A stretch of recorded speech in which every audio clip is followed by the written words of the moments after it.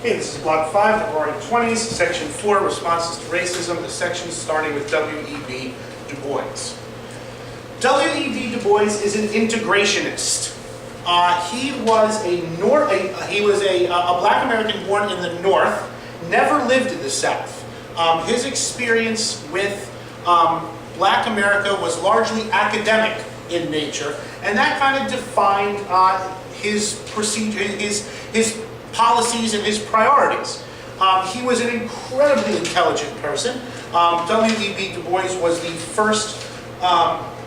first American black to graduate from Harvard, which he did so with honors. And he turned his eye onto American race relations with an eye to integrating blacks into mainstream American society. He believed that America should grant its black citizens complete and total and immediate social and political equality. And to do this, to argue for this belief in full political social equality, he founded the National Association for the Advancement of Colored People, the NAACP, which many of you have probably heard of.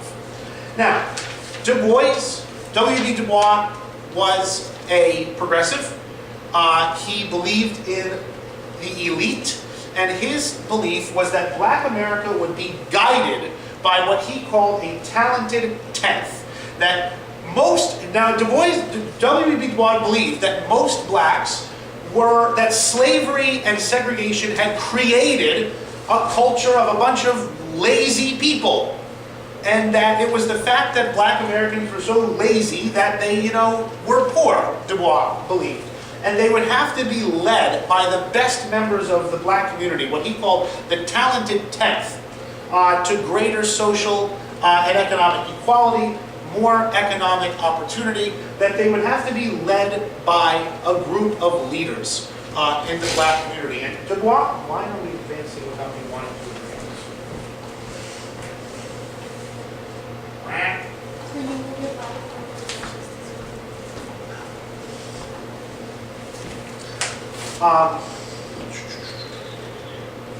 And this talented tenth, as he called it, would kind of lead black America out of their poverty and into fuller equality. He founded, like we said, the NAACP, and its monthly journal, The Crisis, argued for this fuller political and social and economic equality in the United States. He pitches his ideas to both progressive liberal white audiences in the North and to black audiences around the country.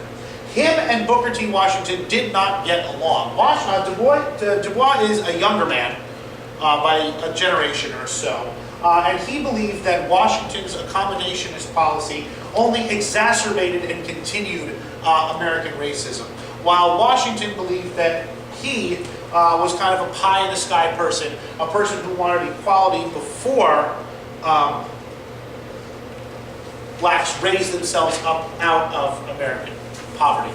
So there's your first two. You have Booker T. Washington, the accommodationist, and W.E.B. Du Bois, the integrationist.